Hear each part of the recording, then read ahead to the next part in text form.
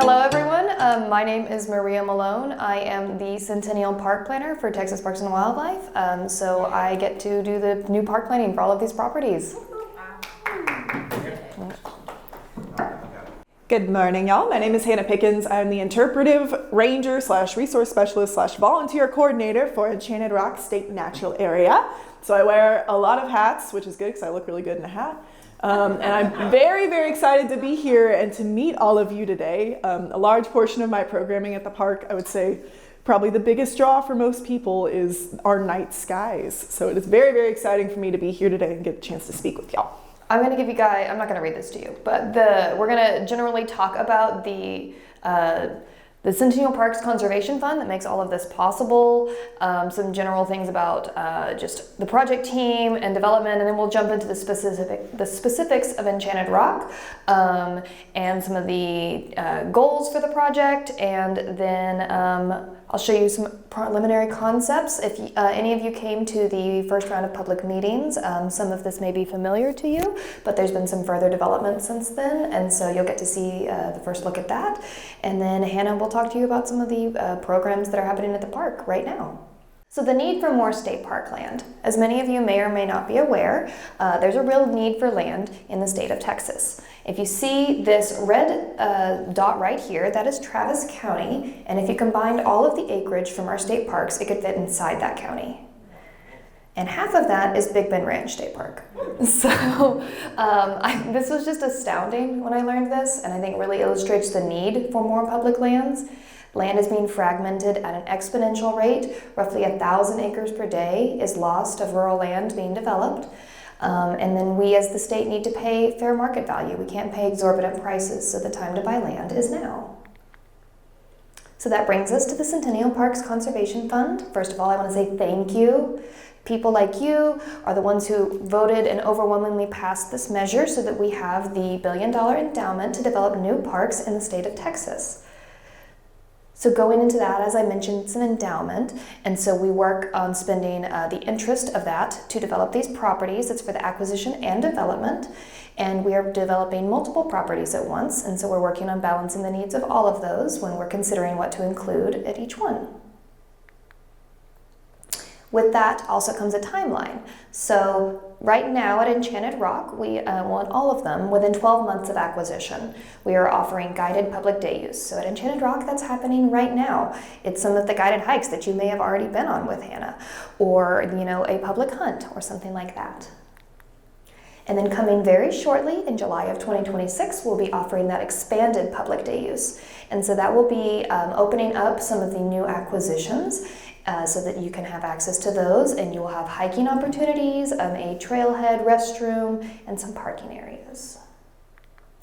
And then within 48 months of acquisition, we'll have the full park development. And so we are reimagining Enchanted Rock from what it is today. You'll have access to many of the things that you already know and love, but then, looking at a different view of how the whole park can function together with the new properties. So the Centennial Parks Conservation Fund is only one of the tools in our tool belt. So here, those red stars represent the 4 properties that we're developing with that fund. But we're also developing new parks with the sporting goods sales tax. Some of you may have gone to the first day hikes at Palo Pinto, or may be familiar with Powderhorn or ABK that will be opening very soon. And then we're also working on those existing parks that we have, making acquisitions that improve the functioning there and expand the opportunities we're able to provide, in addition to investing in the infrastructure, like a new headquarters at Inks Lake.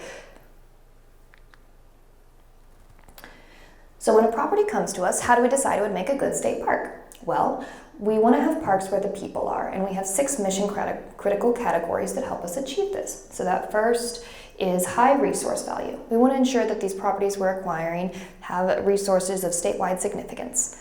So here it looks like the rich cultural history that is available that we get to interpret and show everyone at Enchanted Rock. We also look at that strategic location. That would be those Texas Triangle, the Rio Grande Valley, East Texas destination parks. Enchanted Rock hits multiple of those, being located in the Texas Triangle and within a destination park, in addition to being able to expand upon what we have at an existing, one of our most popular and loved parks. We also consider the visitor experience and recreation opportunities. We want to ensure that the property is suitable for visitors to come out and enjoy it. Not all properties that would be good for conservation would necessarily make a good state park, so we want to find properties that find that balance. We also consider economic and development feasibility. Is this something that can really be turned into a state park? And then we look at legal considerations. Is there anything in the past use of this property that would prevent us from using it as a state park? We want to ensure that we have legal access, such as a road, to bring people to the property. And finally, stakeholder support. It's really important to us that both our conservation partners and our local stakeholders support developing these properties into a state park. So what you see here is a quintessential state parks moment. It's just a family enjoying swimming. And you might be wondering, what does it take to make this moment possible? What are we building? There's no roads, there's no utilities, there's no restrooms, but there's a lot that goes into the development of a state park that may not be immediately apparent. Building a new park is like building a small city from scratch. We have to have new utilities, new roads, facilities to support all of that, and we want to have an expansive and diverse trail system. These properties are often remote, and the utilities and the roads on site may not be suitable for public use or emergency response, so we have to improve them to make all that possible. And developing a city takes a great team. We're really lucky in Texas Parks and Wildlife to have such an amazing group of experts that work with us. Everyone from architects and engineers to archaeologists and biologists. We also work with outside entities like the county and emergency responders to meet those needs. And then for this project, we have also contracted an outside consultant to lead the design of the master plan and the construction documents. And so Tin Ike is the prime, and they have a team of experts under them, from accessibility specialists to sustainability specialists and everything in between. So in the schedule, we acquired this property, we've been doing studies, research on it, and some of you may have come to that first round of public meetings back in January. So right now we are at about a 60% development of the master plan. And so we're still gathering public feedback and continuing these site analyses and putting all that together to make the most holistic version of this plan. We just received our 60% set, and so I'm going to give you guys a sneak peek of a couple of those at the end. And this is something that we're, actively reviewing. We haven't even sent back our comments yet. So anything that you would like to see, let me know, and we can get that incorporated. And then we will have a second round of public meetings in the summer, probably May, June timeline, and you can give feedback there as well. So looking at the context, here you see Enchanted Rock. The existing SNA is this central portion, and then you've got the north acquisition and the southern acquisition. And we're 30 minutes from Llano, 30 minutes from Fredericksburg. We're about an hour and a half from Austin. So prime location. And here is again a look at the new boundary with the SNA, the southern acquisition, and the northern acquisition. And this has tripled the size of the rock, taking it to about 5,400 acres.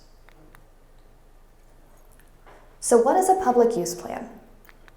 Well, a public use plan will guide the future activities, resource allocation, everything that we want to do with the park. We look at those day use opportunities. We look at potential overnight. We look at connectivity across the park. We look at the resources because we want this park to function as one unit and how we can conserve the whole thing. And finally, we look at the visitor needs. And all that comes together and hopefully makes a great public use plan that can serve the public and the park well for years and years to come. So where are we in this process? As I mentioned, we are at about 60%. We're in that master plan development, and shortly we will be having that access in phase 1. So we started shortly after acquisition and had a visioning retreat on site where we talked about the priorities and the goals we wanted for this project and got everyone acquainted with the new properties. And then we begun the site visits and the data and research. We have been doing We have archaeologists out there that are doing, studies of areas, doing excavations, shovel tests. We are doing oral histories. We're doing, a hydrology study to understand what's happening with the water.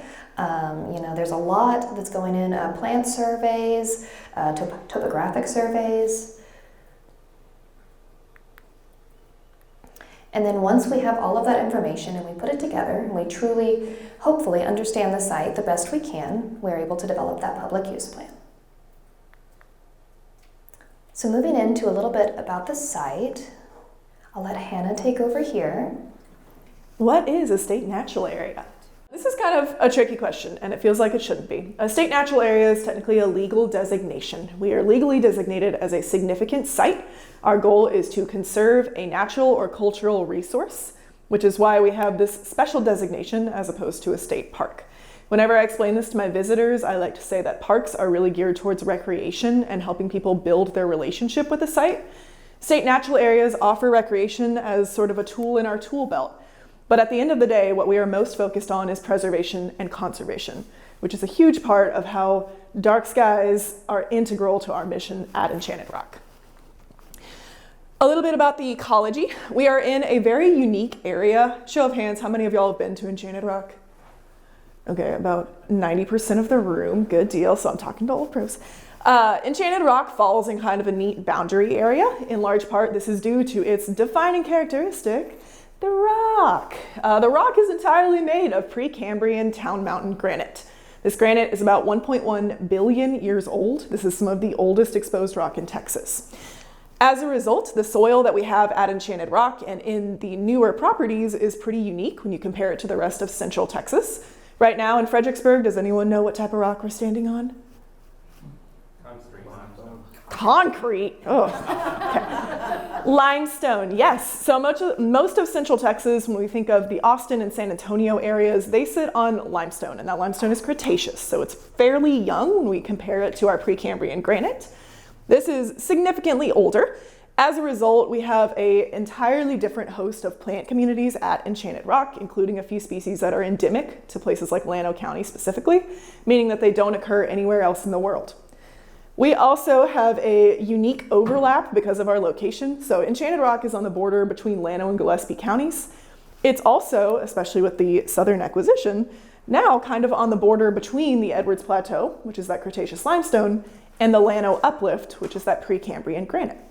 So we have a wide overlap of migratory species that are usually in one or the other of those places, as well as plant species and wildlife. It is a very dry and semi-arid climate. One of the big challenges in developing this park is going to be managing the water usage and figuring out where our water comes from and how we keep it. How many of y'all have been to Enchanted Rock whenever we don't have water? Some hands, yes, it happens pretty frequently. And that extends to the rest of the park. So much of our park is very arid, very dry. We are well acquainted with flash floods as a result of that. Our granite does not hold a lot of water very heartily. And we also don't have a whole bunch of springs as a result of that. When we think of places in the Austin area where we like to go for our childhood swims, like Krause Springs, or Blue Hole in Wimberley, or Jacob's Well, or any of these like traditional Central Texas swimming spots, those are all on limestone rock. Enchanted Rock doesn't have springs. Granite is not super favorable for aquifers. Instead, it holds some water inside the granite and kind of seeps it out slowly, but there is no like gushing, bubbling spring. Water is very important. Water is very influential. It has to do with how our visitors interact with the site. It has to do with how the site presents itself to our visitors as well. And finally, we're an international dark sky park, gold tier status. Woo! Enchanted Rock is a Bortle 3 international dark sky park. A lot of our programming happens at night as a result of that. I have a horrible schedule. Yes. A little bit about unique geology. I briefly touched on this. Town Mountain granite is some of the oldest exposed rock in Texas. It is characterized by its very pretty pink color. That is a result of a mineral called potassium feldspar. That's your vocab word for the day. Enchanted Rock is what we call an exfoliation dome. It sits at the edge of a much larger body of granite known as the Enchanted Rock batholith. That batholith stretches about 15 miles long and 10 miles wide. It's kind of a big teardrop shape. Enchanted Rock is at the very tip of it, and it stretches back in the direction of Llano, more or less. So at least part of this batholith now falls more in the northern acquisition, which we're very excited about. On top of the rock, if you've been on top of the rock, you've seen our famed vernal pools. These are extremely fragile ecosystems that are home to some very special organisms like fairy shrimp, rock quillwort, and your Texas standards like prickly pear cactus, Roosevelt weed, blue stem, little blue stem, and a number of succulents like Yellowstone crop or sedum and wildflowers. It is fairly magical up there. We are enchanted for a reason. Dark sky programming. Most of my programming that I do for dark skies falls into 3 general categories. I do a lot of night hikes, which are either to the summit of Enchanted Rock or out on the loop trail to the scenic overlook. I do a lot of star parties, which are my largest scale programming. This year we had our annual or semi-annual Christmas Starfest, which is a large-scale star party that works with our community to kind of engage some community partners as well as other state parks. We had 9 parks participate in Texas and come out. They sent their version of me, so their interpreters, and their interpreters ran telescopes, and we reached a total of 350 visitors that night, which is pretty good for our park, given that we are, how many parking spots do we have, Maria? We have 275-ish. We have 275 parking spots, yes. So we're not very large, but our programming reaches a lot of people. Dark sky programming is perhaps our most attractive events that we have. That's my best opportunity for education and engagement, specifically on dark skies.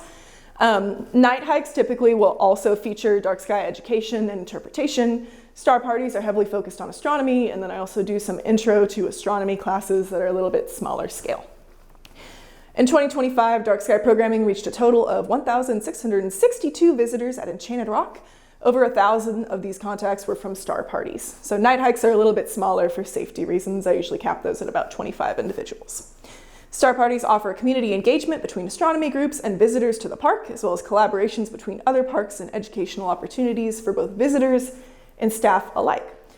State parks are not perhaps the best known for being super well funded. So a lot of the education and the training that goes into our staff comes from other staff members and other interpreters. One of my goals at this site has been to take the education that I received, as the interpreter at Enchanted Rock and share it with other rangers and other park staff. There is one dark sky training for park staff in Texas state parks that happens once a year, and they can take about 8 people. So I got to go to that training, which was amazing. It was the most useful training I went to in my first year at my park. And now my hope is that I get to kind of share and teach and help other people be stewards of their dark skies and their environments. We have a whole lot of parks that could qualify to be international dark sky parks. Showing people how to make that happen is the bigger challenge. Does that make sense? Yes, cool. And then current dark sky monitoring. So the park currently maintains a permanent sky quality meter attached to the headquarters building on the main park. The original park infrastructure is already compliant with dark sky regulations, and new buildings and new additions to the park will need to be remodeled to suit park needs. One of those park needs, a giant priority for us, is dark skies. Hello, go back. So current infrastructure right now is not used at nighttime. We don't have any night hikes happening on the new properties. I haven't done any star parties on the new properties. There are no bathrooms over there for those 300 visitors quite yet. Very soon. Very soon, Maria says. Maria promises me. And we also don't have the proper lighting in place yet, but we will. And then hydrology. We talked a little bit about water and why water is hard. I don't think that went on there, right? I don't think that went on there right either. That's not what it looks like on my screen. The only naturally occurring body of water we have in the park is Sandy Creek. Sandy Creek is what is known as an intermittent stream. So for much of the year, there is not water flowing above ground. There is usually a perpetual trickle in the granite, in the pieces of gravel that flows below ground. However, there is not readily available surface water for most of the year. Currently, we operate on about 3 wells, which are regularly challenged by our visitation. The park sees in the last year, the park saw 305,000 visitors. If you think about national parks, that number is very small. But then you think about the size of national parks infrastructure and how many people it takes to run that level of visitation. Until very recently, we were a 12-staff park. And now we're getting bigger, which is exciting. Cultural history. When I talk about our cultural history as the interpreter, a lot of what I focus on is still dark skies. This slide has a lot about the indigenous history and the archaeological research that's ongoing here. We think that also there is a trade route, a historic trade route that goes through the northern acquisition called the Pinta Trail. And there are a couple of historic buildings on these new properties. Integral to Enchanted Rock's story is its relevance as a landmark, a meeting place, a holy site for people for thousands of years. At the baseline, the number is 12,000 years, but experts estimate that it's really more like 15 or 20,000 years worth of human history in this part of Texas. And Enchanted Rock, believe it or not, is 1.1 billion years old, which means that they were also looking at the rock. When I tell the story of dark skies, I talk about the relevance and the importance of night skies and constellations and understanding cycles for native groups in this area. All of the 3 native groups that were originally here, the Tonkawa tribes, the Lipan Apache, and Comanche Nation, they were all nomadic, primarily. Nomadic tribes would have moved around according to resource availability. Being able to track time using constellation cycles and having access to dark skies would have been a fundamental part of life in this part of Texas. And everywhere else, but we're talking about right here, right now. So dark skies are a huge part of our heritage and a huge part of our cultural history, which is one of the big highlights for why I think it's so important and why I try to push its education as much as possible at our park. Okay, so as many of you have been to Enchanted Rock, as most of you have been there, you may be very familiar with the existing conditions, but that's something that we're considering as we look at this. So obviously, we have access to camping, we have rock climbing, we have hiking, we have the Summit Trail, which is often the primary destination, but not our only hiking that we have available. And we also have areas that we have seen opportunities for improvement. And so, as Hannah mentioned, the lack of water, this is a real problem. And as we're expanding development, we want to think about how we plan for this because the existing systems are not sufficient for what we have today. And so we will be looking at new water and wastewater treatment plants and looking at ways that we can reuse some of that water to be producing new water that we can implement into the site. There's also congested parking in some areas because it is so loved, because there are so many people here. And so we want to find ways that we can improve that and let the rock breathe a little bit instead of having everything crammed down at the base. We also want to reduce that queuing. Again, you can have a multitude of cars lined up waiting to come in. There have already been lots of improvements the park has made to improve that, and we want to continue those efforts to make a safe and welcoming environment for all of our visitors. And have any of you ever tried to get a reservation for the camping? Yeah. Yes, it can be very challenging because these sites are amazing and people want to be there. So we want to be offering more of these sites and so that more people can experience this amazing site. Finally, there's a lack of accessible amenities, and visitor safety is a real challenge. For many individuals, this is not a park that they go to because it doesn't have something, beyond. It's a challenge to hike to the top of the rock, and that may not be the experience that is everyone is able to partake in. And we want to ensure that because of the heat, because of the lack of water, because we're so out in the sun, that we have safe visitors. There's a lot of search and rescue that happens at this park. Is it number 2 in the system? I think it's number 2 to Palo Duro Canyon's number 1. We had 70 instances last year. There is there's a full-time obligation for many of staff, and it is unfortunately not their full-time job title. And so we really want to find ways that we can improve that, both for the safety of our visitors and for the operations of the site. So these goals look at addressing some of those challenges. We want to celebrate, as this is a state natural area, we want to celebrate that Enchanted Rock as a cultural resource that has been enjoyed for thousands of years. We also want to expand that accessibility so that it's inclusive for those different user groups and provide a safe and functional experience. We want to preserve the natural beauty and protect the ecological integrity for future generations. If we come through and we develop this park and we destroy everything that makes it special, well, it's not a park. Why are we here? And finally, we want to enhance that infrastructure to support these activities and programming. So looking at the park expansion, we're going to go on a hike. We're going to show you some of the pictures of the new acquisition. So here you see we have, there's the rock in that picture, but we also have beautiful formations. These are really cool. Some people, we've called them the pinnacles. Someone thought they looked like a pig, but it's really cool, and you'll get to see these in our Phase 1 trailhead. Fun outcroppings here. We also have some ponds.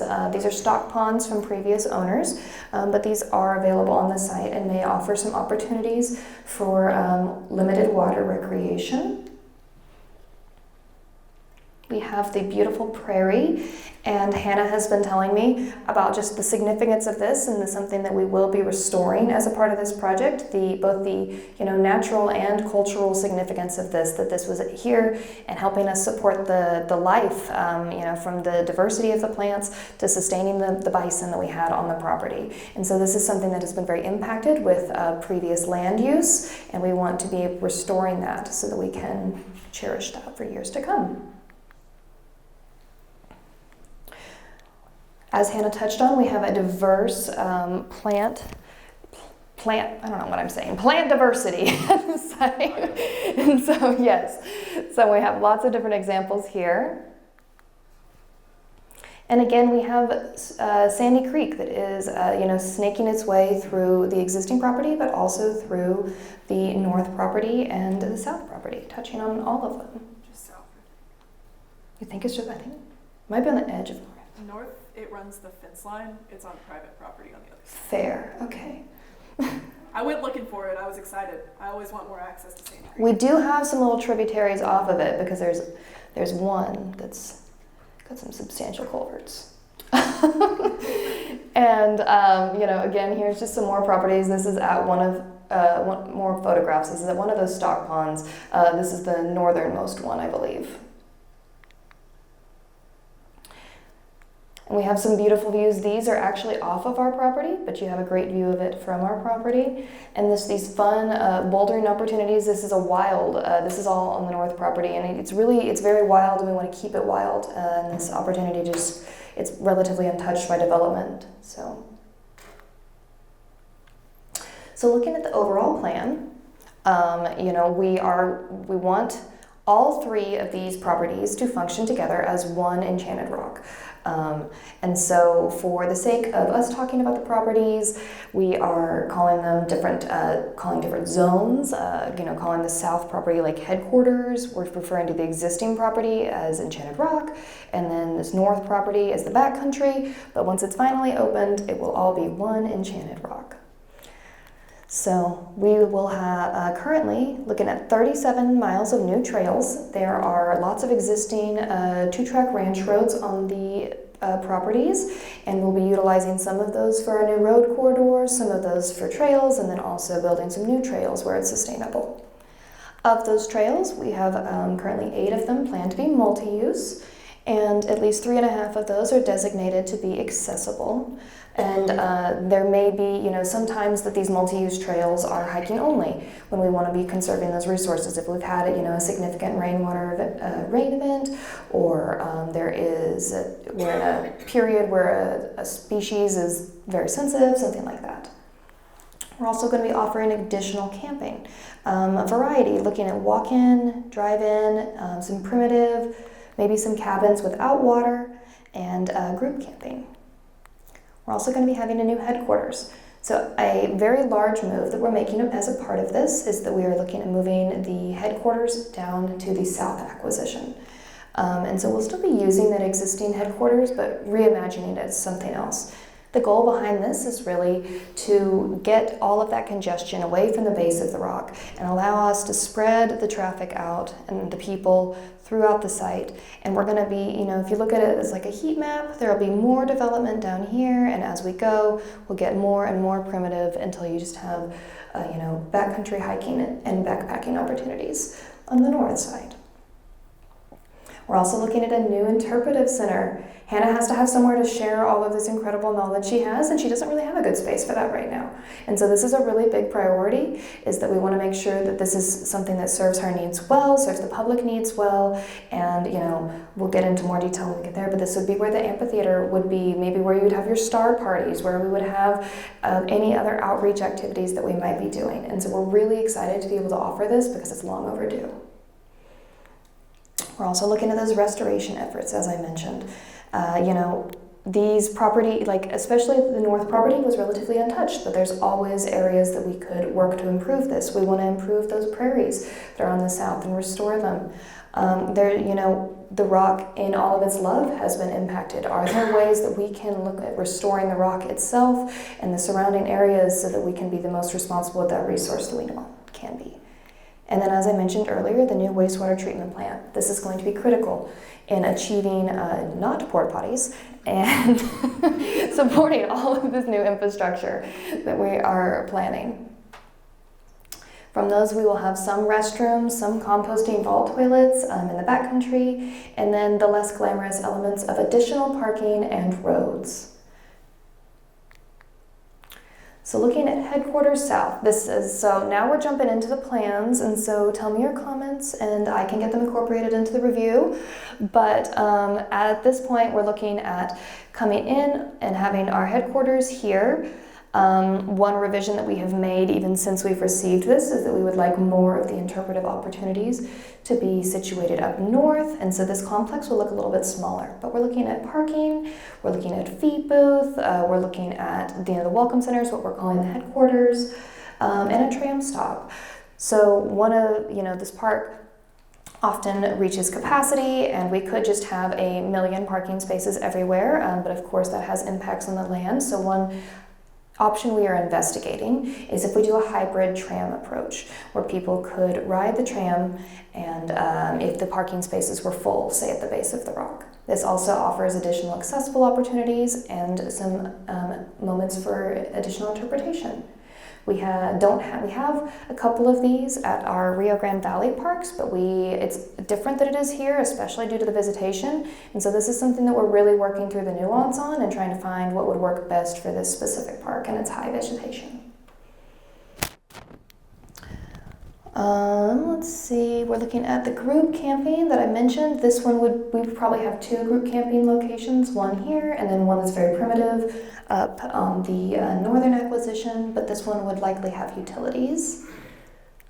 And then we're looking at improved housing for our staff. So there is it's a challenging site to work at because you can't live. There's not enough housing on the site.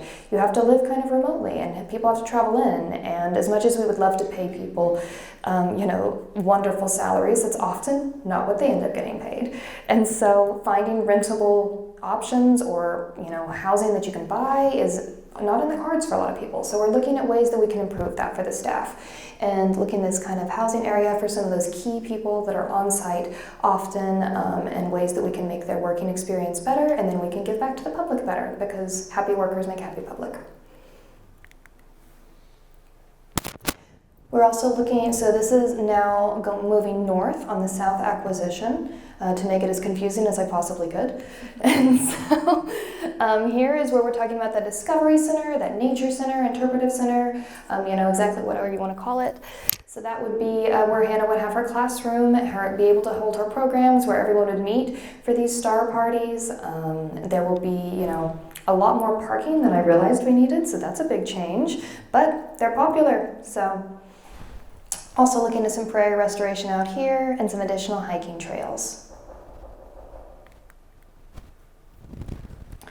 Then looking at the existing SNA, a lot of this is going to remain, and it will just be reimagining those structures, like the headquarters could be a search and rescue hub to try to fill that need. Also looking at making maybe the park store here somewhere to serve some of those, I hiked the rock. Primitive camping, and as if you have stayed here, you are familiar with the conflicts between the camping and the day use, that it's all kind of crammed into this one little area. And so in this version, we are proposing trying to improve that and removing some of the camping that's on the field side, but keeping those really special sites that are on the north side, and then being able to offer some complementary sites elsewhere so that we can really free up more of that day use. Let's see. We're also looking at a new accessible trail. I don't know that it'll exactly be in this location, but somewhere over here, so that if you're not able to hike the rock, at least you can have the experience near the rock. Well, the one thing I'm going to touch on, so it's not really outlined in the slides, but a group of us, everyone from the park, from the Centennial team, from people outside that are just coming to be helping out, we constructed a connecting trail between the existing S&A and the North Acquisition. And so that will be really exciting because you can physically hike all the way from the south property up to the north. And in that phase 1, you won't be accessing on the south, but you can hike from here all the way up. And it was just a really fun thing that we got to construct that in-house and, actually get out there doing the work. I really enjoyed getting to move the boulders. If you've ever used a rock bar, you should use a rock bar. It's pretty fun. So.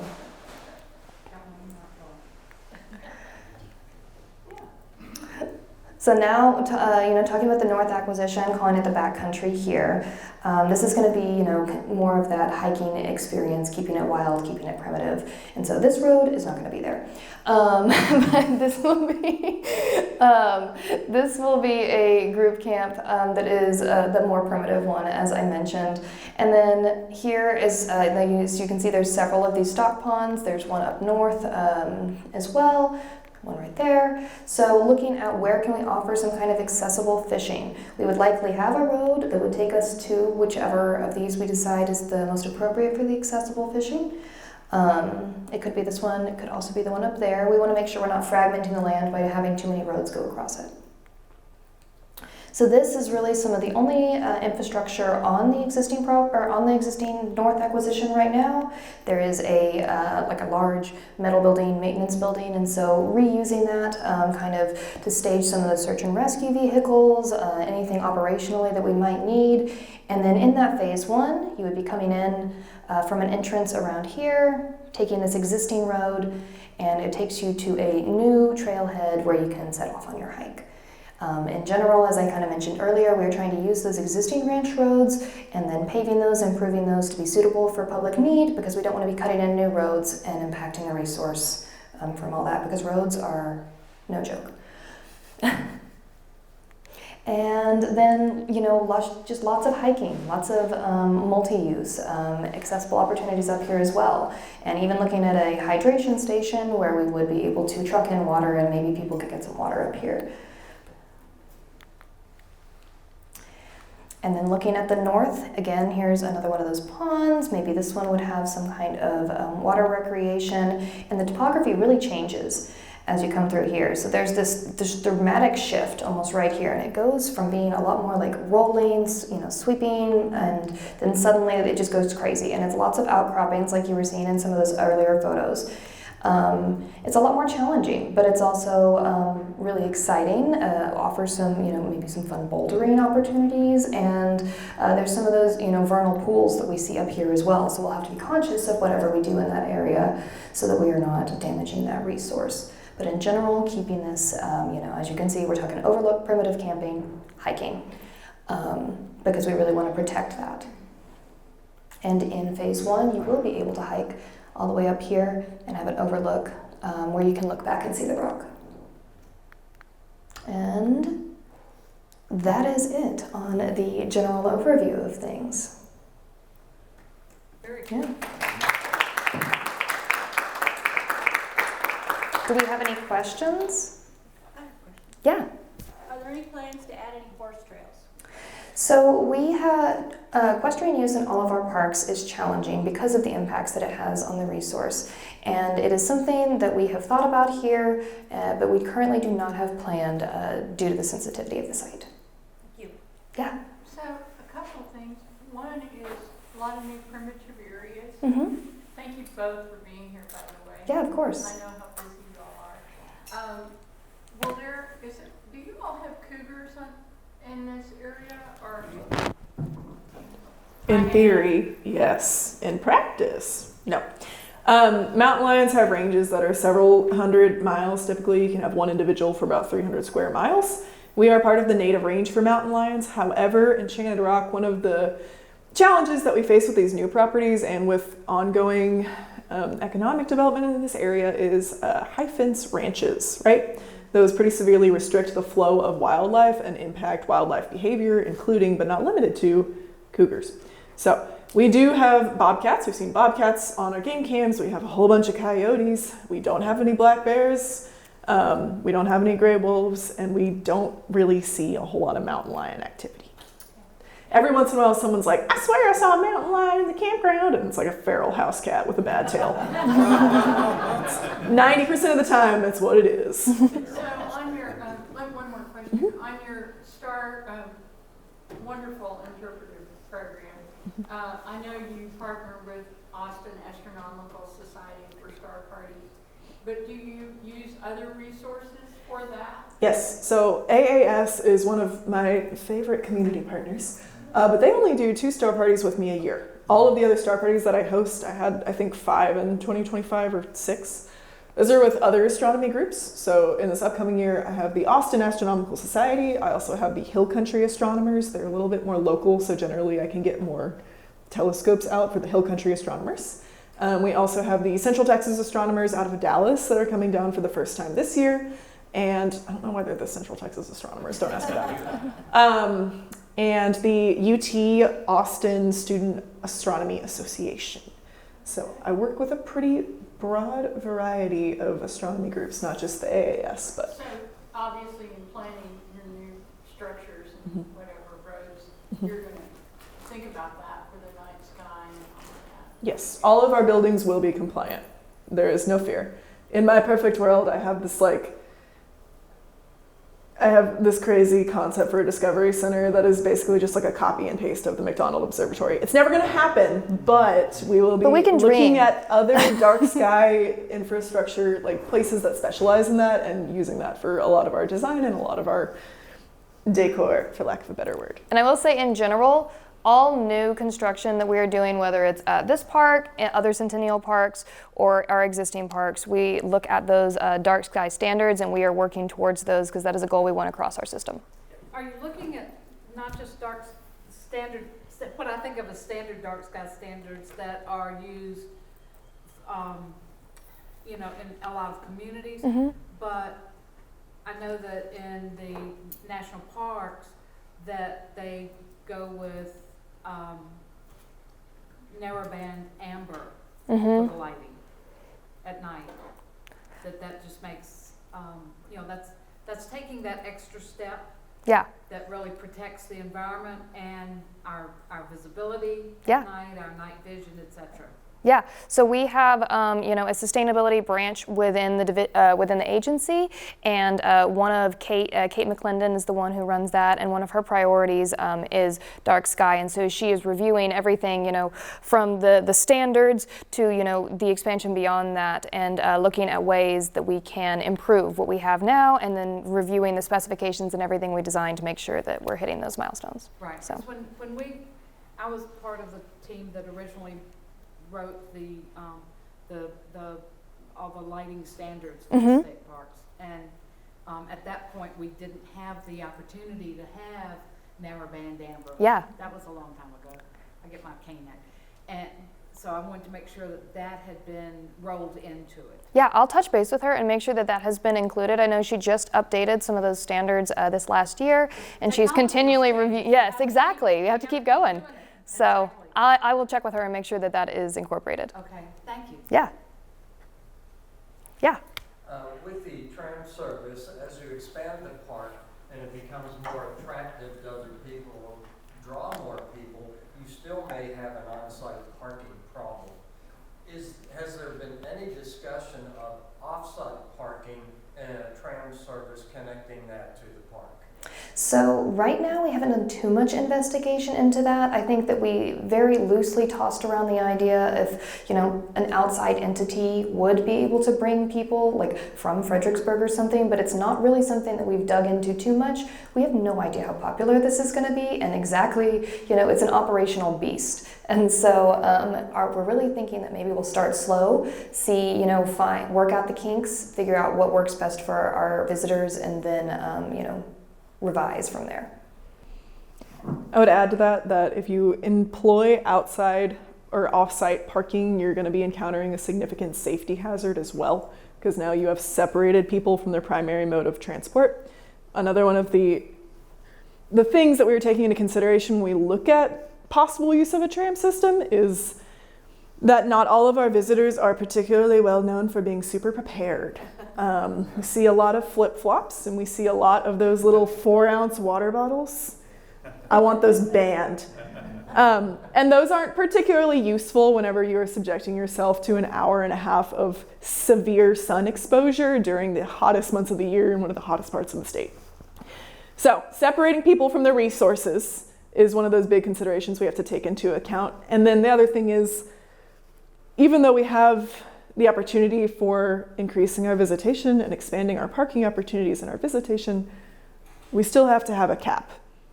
The rock is still a resource, and we are still exhausting it, right? So it will not be a free-for-all no matter what this development looks like.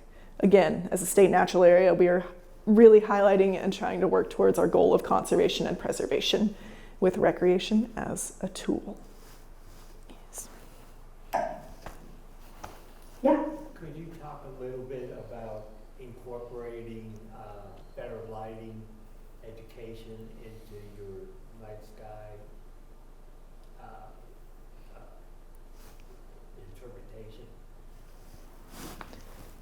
Could you be more specific? Well, in other words, much of what we do includes talking about, unfortunately, we don't have our outreach table still up, but we talk quite a bit about improving residential lighting, commercial lighting, and that would seem like an opportunity to reach people with events. Yeah.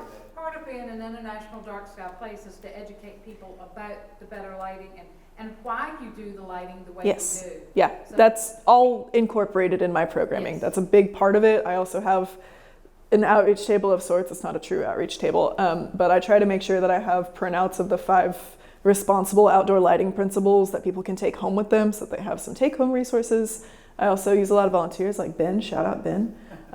Ben is a great educator. I am one person, and there's only one of me for the whole park.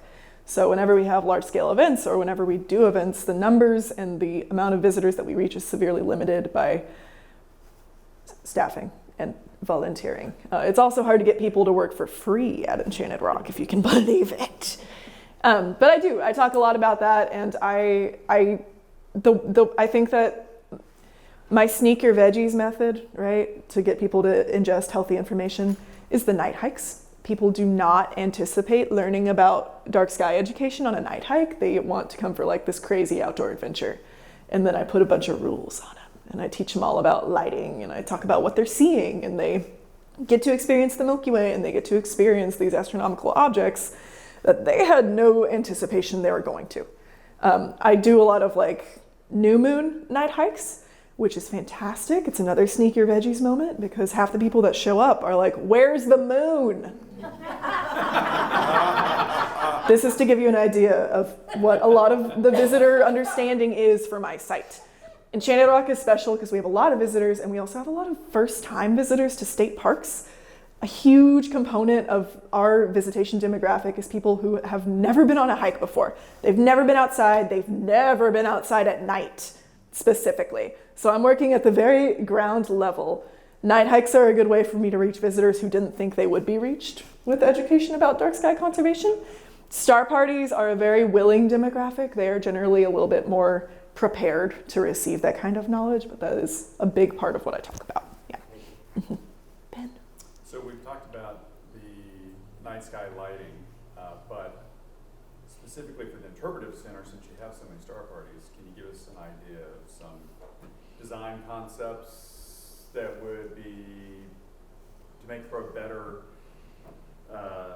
night sky party than just the parking lot? Than just the parking lot. Ben, what do you mean? Yeah, that's kind of a challenge, right? And this is where we do need help. So right now, the concept, as Maria has explained it to me, is that there is a Discovery Center. There are bathrooms at the Discovery Center. This is important. And there is an amphitheater of sorts that would host the star parties. In my head, this looks a lot like the McDonald Observatory situation, where you have a visitor center and an amphitheater, and then in their case, they have very large telescopes. We don't have those telescopes. But I would probably have people set up around. The biggest issue with that is accessibility. So with all of this, we are working with some pre-existing structures. The buildings themselves will undoubtedly be renovated to be accessible, but providing an accessible, safe space after dark for our visitors is going to be something that Maria gets to work on. Sidewalks. I don't know if she has more to add to this. I don't think I have that much more. So we're in the master planning right now, and so everything is at that 30,000 foot view. And so I can sit here and I can say, okay, we need parking for 9,000 people. Not really. And we need this building. It needs to be accessible. We got to look at the grades and make sure that an accessible route is achievable. But down to the detailing, that's going to come in design. And so after we complete the public engagement, the master plan is developed, then we move into the next stage of design where we're really making those construction documents. And that's when we start getting into the detailing of like, okay, do you need area to store these telescopes so that you don't have to bring them in every time? Okay, how much do you need? How tall does that door need to be? How really the detailing that makes it possible. So it's still pretty new that we're going to have a Discovery Center. That was a recent decision. So more specifics on that are forthcoming. So, we partner with Pedernales Falls State Park and have built there the Falling Star Yes, amphitheater. Theater. Yeah. Amphitheater. And have you all looked at that? And is there any chance that we astronomers and star people could come in and help create something like that, where we actually have big Dobson that we roll out from a permanent storage thing. Is there any opportunity for that? This is your opportunity. Speak now. Yes, there is opportunity for partnerships. I really like, right now, I love working with the AAS, but I also like that I get to work with a bunch of different astronomy groups. I understand that Pedernales Falls has a very tight-knit relationship. You all have an excellent working relationship. I think that in my head, our amphitheater looks a lot like the DarkSky Amphitheater at Pedernales Falls. And as far as permanent storage goes, as long as our planners make sure we have storage, there will be storage. We can talk about it. Yes, yeah, for sure. But this is your moment. So yes. Between this meeting, please give Maria concrete feedback about what you want, and then please try to make an appearance, see if the AAS can send an official representative for the 60% meeting as well. Because that's when the public gets to have their input, is right now. It's this year. And if you can't be at the 60% meeting, there is the presentation, a recording of that, a voiceover, will be available online. There will be a survey. They'll be open for 30 days. We'll be sending out emails about that. You can just email me if you didn't make it in one of those time frames. But we want to know, like, hey, we really like this one specific thing about this place, or we're interested in a partnership or something like that, because like that is critical in planning how we can do this, and having that precedent to look at. And we want to know what works for you guys. So please. When is that meeting again? So that one, the date is not finalized, but it'll probably be in May, will be the next one. So. What is your email? My email is maria.malone@tpwd.texas.gov. Maria, where are your business cards? They sure are probably in my bag. I gotta make sure. If not, I'll just write it down for you. I also have a limited number of business cards. So if Maria doesn't have hers, you can take mine and I will email you the information. You can also find me on the website if you just go Google Maria, Texas Parks and Wildlife. She's a known quantity. When you schedule it in May, do not do it around new moon time. Okay. Noted. What else y'all got? I know you have more. What don't you like about the plan? Yeah. How about that? More public land is great, you know. Could be even bigger. Yeah. Mm-hmm. So are you looking at like 5 years? What's the timeline? Yeah, so the, we will have, within that 18 months of acquisition, there's going to be those day use opportunities. Those day use opportunities within 18 months, so that's this summer. And then within 48 months of acquisition is going to be, the full park opening. So that is not necessarily going to be everything in this plan. I think that's a really good point, so thank you for bringing this up. This is a master plan, a public use plan, and so ultimately, someday what we would want the park to look like. That is not necessarily what we're going to have in 4 years, because we have to be really, responsible with that budget, and there are just times associated with developing all of this. And so what we have in 4 years will be some version of this, but it's important to plan for what we want the long-term vision to be, because everything impacts something else. And so if we don't consider what the long-term vision is, we could put something in a place that is not conducive for what we would want, in 20 years. Yeah. So I noticed that the park, the new acquisition boundaries are kind of oddly shaped. So were they acquired in several different ranches, or was it just? Yeah. Okay. Yeah. So let me see if I can go back to one where you can see the whole thing. Okay. So yes, going to the idea of land fragmentation. And so, at least the north property was a part of several larger ranches that got, sectioned out. And so that boundary is what was remaining. We don't go out searching for properties. People come to us and say that they would, like to be a part of the system. And so, these boundaries are determined by what they own. And so there was one landowner that owned the northern acquisition, and then a different landowner that owned most of the southern acquisition, and there's a little chunk in between the SNA and the southern acquisition that was a third landowner.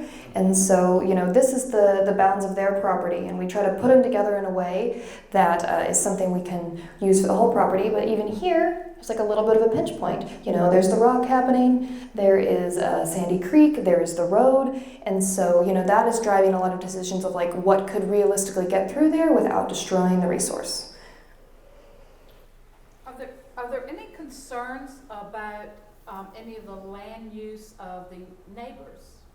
Yes, so, I wouldn't say we're concerns, people can use their land how they want to use, but we want to be mindful of how they're using their land and how it impacts us. So, both the north acquisition and the southern acquisition had high fence, and some of the uses of properties, surrounding properties would still necessitate that. There's also the high fence bill that, we have to maintain that high fence that when there has been deer breeding on a property. So there was deer breeding on both of these properties, and we want to make sure that we maintain that high fence, because we don't want to have those bred deer mixing with the deer that are more natural on the landscape and impacting that evolution. So we are maintaining that, and we do consider that and how people are using their properties. We also want to be good neighbors. No one really wants the state in their backyard. It's kind of scary, and they don't want a whole bunch of visitors, potentially climbing fences, going onto their property, damaging their property, and whatever we're doing there. And so we think about, that boundary that we have from the fence lines to try to improve that, and that we don't want to, if someday those properties were developed into a subdivision, we don't want to suddenly be staring at a subdivision from our headquarters. So, all of those considerations when thinking about how we use the land. So one more question for our naturalist here, maybe a couple. On Sandy Creek, does it run full-time, and is it spring-fed? And also, I'm kind of blown away by all the discussion this weekend about fireflies, that they're endangered. Do you still see them? I mean, that seems like a beautiful thing to kind of shine a light on when you're out in the dark. Yeah, that's a great question. Okay. The first two things, the answer is no. Sandy Creek does not flow year-round. It's an intermittent stream, so for most of the year, it is not flowing above ground. There are areas that have water in them. That's kind of it's a cool habitat fragmentation for the summer season. And then we periodically get flash floods that kind of redistribute a lot of our riparian species and our vegetation alongside the creek. It is not spring-fed. Like I said, granite is not super conducive to springs. It is much better for seeps or seams. So in large part, one of the reasons why it's an intermittent stream is because it's mostly fed by runoff, and we don't get rain year round, right? Sandy Creek will never be like the Blanco River or the Pedernales. It's always going to be pretty spotty. It's also known as a braided stream, so it's not defined by like one long carved out channel like the Blanco. Instead, it's characterized by multiple rivulets in the gravel, in the decomposed granite, kind of meandering and running together and then running apart and then running together and running apart. It's characteristic of a granitic stream bed. It's one of the oddities of the park and its location in Precambrian granite. Fireflies. I have never seen a firefly at the park. I've spent a lot of hours there after hours. That being said, again, we don't have a lot of water, and fireflies rely on moisture for their habitat. I think that it's not absurd to think that there would be fireflies there. I saw fireflies when I was living in Fredericksburg on the Park Road by HEB, which runs next to a creek. I haven't seen fireflies there. I don't have any records of previous staff or employees seeing fireflies there, so I don't have reason to believe that they have magically disappeared. I think there's a chance that that's one of those species that, because we are close to an area that has them, we are still a boundary for a lot of species, so not everything crosses into the park. Haven't seen fireflies, would love to. We are. Thank y'all so much. Give them a Yay.